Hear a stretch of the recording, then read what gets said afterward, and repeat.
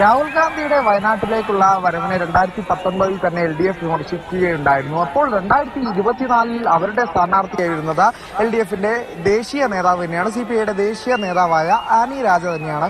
അപ്പോൾ അതിലെ ഒരു വൈരുദ്ധ്യം ചൂണ്ടിക്കാണിച്ചുകൊണ്ട് തന്നെയാണ് കോൺഗ്രസ് പ്രചോദിക്കുന്നത് ഈ വിമർശനങ്ങൾക്ക് ഒരു മറുപടി കോൺഗ്രസ് കൊടുക്കുന്നത്.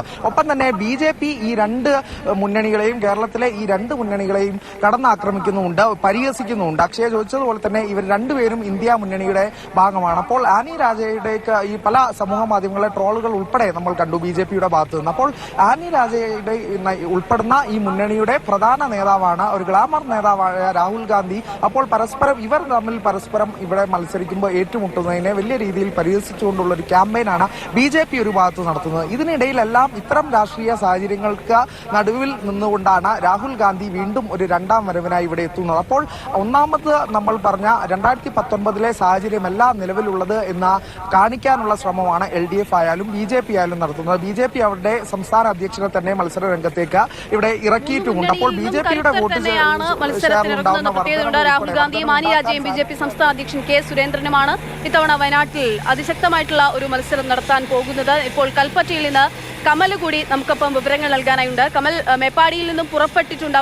മേപ്പാടിയിൽ നിന്ന് പുറപ്പെട്ടിട്ടുണ്ട്. കൽപ്പറ്റയിൽ എത്തിയിട്ടാണ് റോഡ് ഷോ ആരംഭിക്കാൻ പോകുന്നത്. കൽപ്പറ്റയിൽ എത്താൻ ഇനി എത്ര സമയം ശേഷിക്കുന്നു? അവിടെ എത്രത്തോളം ജനപങ്കാളിത്തം, ജനസാഗരമൊക്കെ രാഹുലിനെയും പ്രിയങ്കയും കെയും കാത്തിരിക്കുന്നുണ്ട്?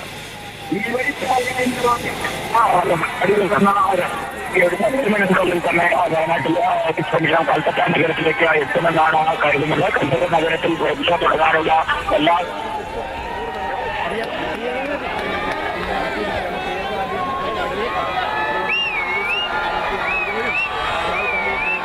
രാഹുൽ ഗാന്ധിയും പ്രിയങ്ക ഗാന്ധിയും ഇതാ വയനാട്ടിൽ എത്തിയിരിക്കുകയാണ്. മേപ്പാടിയിൽ ഹെലികോപ്റ്റർ മാർഗം ഇറങ്ങിയ രാഹുലും പ്രിയങ്കയും ഇപ്പോൾ കൽപ്പറ്റയിലേക്ക്, ഇരുവരും ഒരേ വാഹനത്തിൽ കൽപ്പറ്റയിലേക്ക് പുറപ്പെട്ടിട്ടുണ്ട്.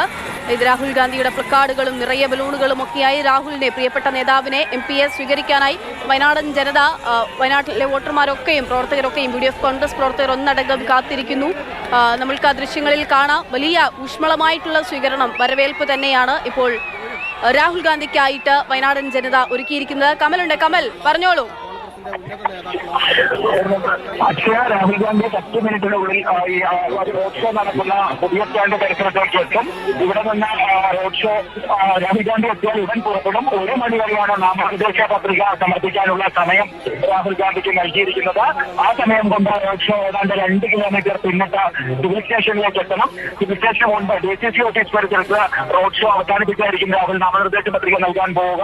വയനാട് മണ്ഡലത്തിന്റെ വിവിധ ഭാഗങ്ങളിൽ നിന്ന് നൂറുകണക്കിന് UDF പ്രവർത്തകരാണ് രാവിലെ മുതൽ കൽപ്പറ്റയിലേക്ക് ഒഴുകിയെത്തുന്നത്. പുതിയ ബസ് സ്റ്റാൻഡ് പരിസരം ഇപ്പോൾ UDF പ്രവർത്തകരെ കൊണ്ട് നിറഞ്ഞു കഴിഞ്ഞു. തുറന്ന വാഹനത്തിലാണ് രാഹുൽ ഗാന്ധി മറ്റു നേതാക്കളോടൊപ്പം സിവിൽ സ്റ്റേഷനിലേക്ക് പോവുക. ഈ റോഡ് ഷോയെ അനുഗമിച്ചുകൊണ്ട് മറ്റ് പ്രവർത്തകരും നീങ്ങും. എന്തായാലും വലിയ ആവേശമാണ് പ്രവർത്തകർക്കിടയിലുള്ളത്. കാരണം തെരഞ്ഞെടുപ്പ് പ്രഖ്യാപിച്ചതിനു ശേഷം രാഹുൽ ഗാന്ധി ആദ്യമായാണ് വയനാട്ടിലേക്ക് എത്തുന്നത്. പ്രവർത്തകർ ഇത്രയും ദിവസമായി കാത്തിരിക്കുകയായിരുന്നു രാഹുലിന്റെ സാന്നിധ്യത്തിനായി. ഈ വയനാട് ലോക്സഭാ മണ്ഡലം എന്ന് പറയുന്നത് വയനാട് ജില്ലയിലും മലപ്പുറം, കോഴിക്കോട് ജില്ലകളിലുമായി വ്യാപിച്ചു കിടക്കുകയാണ്.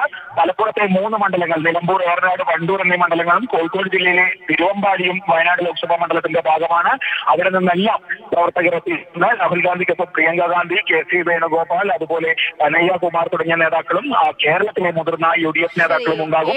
എന്തായാലും മേപ്പാടിയിൽ നിന്ന് പ്രവർത്തകർ രാഹുൽ പത്രിക സമർപ്പിക്കുമ്പോൾ രാഹുലിന്റെ റോഡ് ഷോയിൽ അവർ അണിനിരക്കുമെന്നുള്ളതാണ്. എന്തായാലും വലിയ സ്വീകരണം തന്നെയാണ് രാഹുൽ ഗാന്ധിക്ക് വയനാടൻ ജനത നൽകിയിരിക്കുന്നത്, കോൺഗ്രസ് പ്രവർത്തകർ നൽകിയിരിക്കുന്നത്. KC വേണുഗോപാൽ ഉണ്ട്, PK ജയലക്ഷ്മി ഉണ്ട്. അങ്ങനെ കോൺഗ്രസിന്റെ UDFന്റെ പ്രധാനപ്പെട്ട നേതാക്കളൊക്കെ തന്നെയും അവിടെ എത്തിയിട്ടുണ്ട്. പ്രവർത്തകരെല്ലാവരും ഉണ്ടാകും റോഡ് ഷോയിലെ ഭാഗമാകാൻ എന്നുള്ള കാര്യമാണ് നമുക്ക് അറിയാൻ സാധിക്കുന്നത്.